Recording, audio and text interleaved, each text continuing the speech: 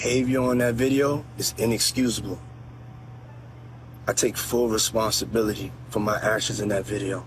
But now, he's not in a studio or a boardroom, he's in a federal courtroom.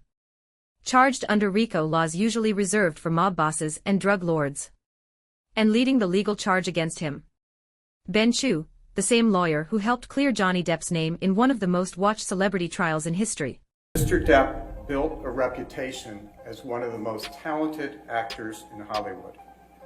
A respected artist whose name was associated with success at the box office. Today, his name is associated with a lie. What went so wrong for Diddy? What evidence do they have? And how did a courtroom packed with celebrity energy become a battleground for justice, trauma, and truth? Let's start with the man now haunting Diddy's legal team, Ben Chu. You remember him from the Depp trial, calm, calculated, relentless. He turned public opinion into a legal weapon. Now he's back.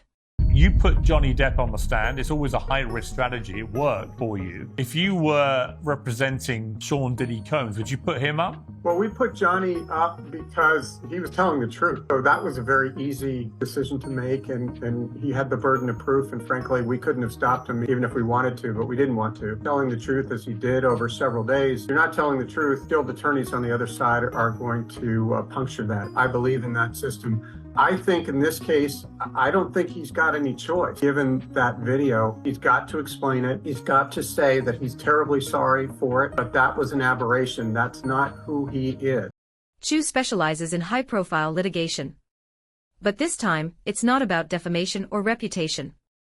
This time, the stakes are prison. Possibly for life.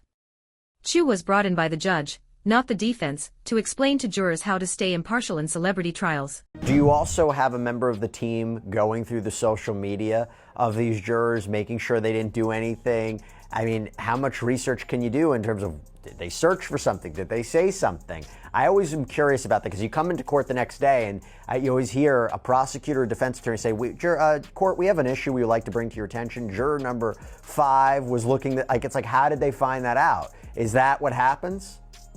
Well, it is in a high-stakes case like this. I mean, as you know, not all clients have the resources to hire, jury consultants and to hire investigators. But in this case, you have a defendant who's, who could theoretically be sentenced to life in prison, who has the means. So I'm sure, or I would think, that his counsel have a team of investigators following the jurors around to the extent they can and looking for any electronic footprint. Now, I mentioned before how can you believe the jurors? How do you know they're telling the truth? Well, I'll tell you what we've seen so far in the Combs jury selection process, you have what seems to be a lot of honesty, okay? Because you had one prospective juror who told the court that she had been sexually assaulted as a teenager, and that if the defense brings up at trial that, look, these alleged victims didn't report what they say happened to them, this juror indicated they would understand why. And they would be biased in the alleged victim's favor. This juror was excluded. And the moment he walked in, insiders say Diddy was furious. He didn't see it coming. This case isn't about a single crime. It's a web. Federal prosecutors are treating it like organized crime, a network of abuse, manipulation, and cover-ups.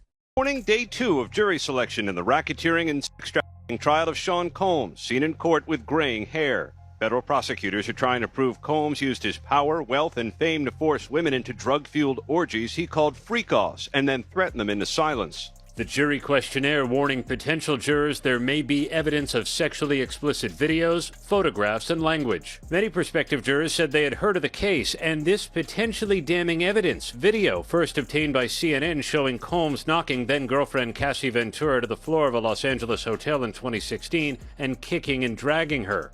It was upsetting to watch, one woman told the judge, but I don't know the full story, so I can listen to the facts.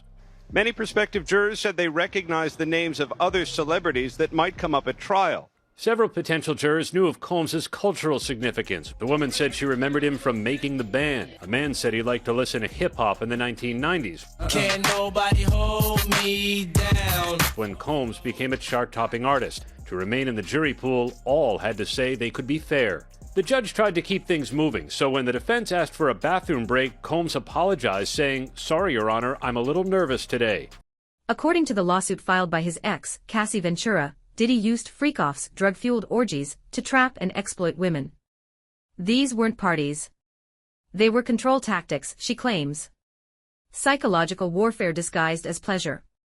The hotel surveillance video of Diddy allegedly assaulting Cassie, dragging her, throwing her, was just the beginning. The feds now claim there's more video evidence. Much more. They've subpoenaed security footage from Diddy's homes, hotels, and even his private plane. And they're interviewing former assistants, bodyguards, and staff. The jury selection has been chaotic.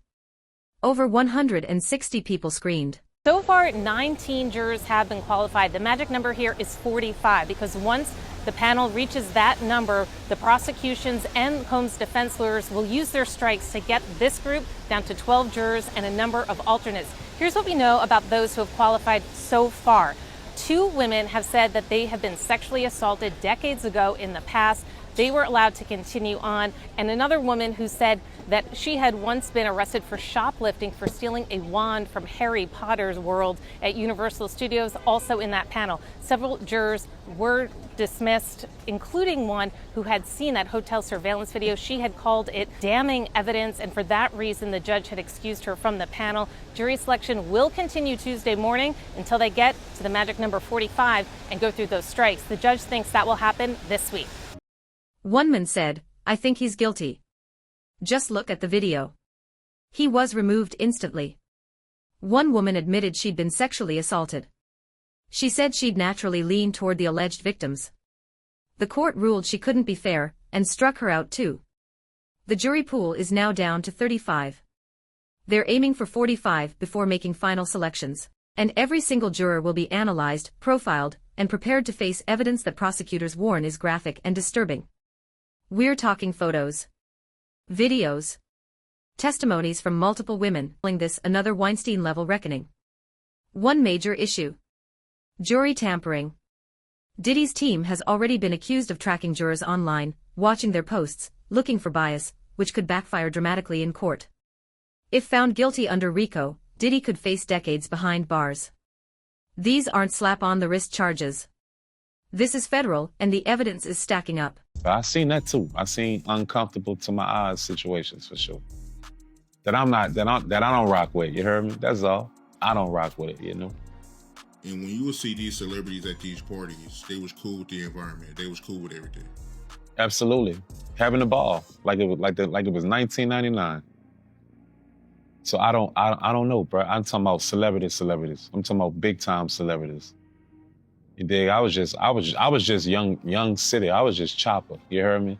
But to see like the juggernauts, the big dogs, you dig? The people we grew up watching, it was kind of exciting too. It was weird, exciting, and because you can't believe that you're here. They are accepting you. But I don't really think they was accepting it. They just was fucking having fun. They didn't give a fuck who was there. And it was kind of like a situation towards, what you see in here don't go outside. It was kind of like that, if that makes sense. Whatever happens in here stays in here, because everybody got something to lose in here. So it was kind of like that too.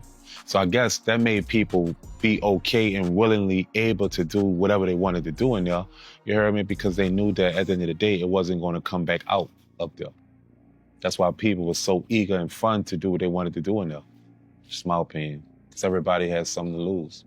Talking about bizarre behavior, disturbing acts, and even an incident where Diddy allegedly made an unwanted move on an MTV cameraman, who later quit. One of the producers over there at MTV at the time, who was super cool guy. He actually had the camera walking with us, you heard me, to Brooklyn to get the cheesecake.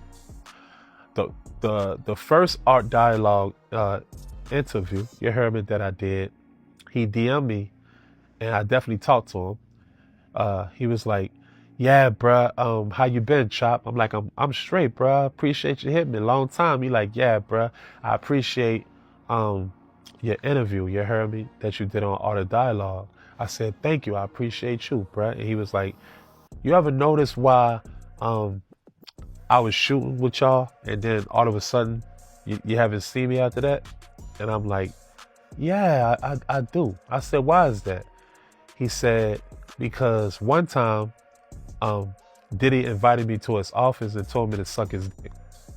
And he was like, he said, I damn near wanted to kill him, bro. He was like, I left the office and I quit. And so it don't, with the curse situation, you know, it don't sound far-fetched from what I've heard. You dig? I haven't ever encountered that type of situation with Diddy. Thank you, universe, because I would be in jail right now, facing life or doing life.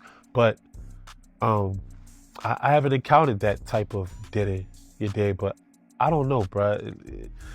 If it walk like a duck and talk like a duck, obviously, it might be a duck. It might be true, bro. That is considered sexual harassment, Sarah. I think that's considered sexual harassment, not what Sarah tried to do. You dig? So with the Kirk situation, I don't know. It just don't sound far-fetched, and that's all I'm gonna say about it. I haven't experienced that with Diddy, so I can't, I can't be like the people that exaggerate and say things that's not true. All I can say is 100 things from my experience, and my results for that answer is it don't sound far-fetched. If acquitted, it will send shockwaves, not just through music, but through the entire #MeToo and justice movement. People will ask, can power still protect predators? And if he takes the stand, everything could change. Just like it did for Johnny Depp. But Ben Chu already said, only if he's telling the truth. This trial could reshape celebrity justice forever. Will Diddy fall like Cosby and Weinstein? Or will he walk free like Depp, with a reputation reborn? The courtroom is heating up. The evidence is coming. And this time, nobody is untouchable. Hit subscribe. We'll be breaking every twist, every leak, every win and every breakdown. The fall of Diddy has just begun.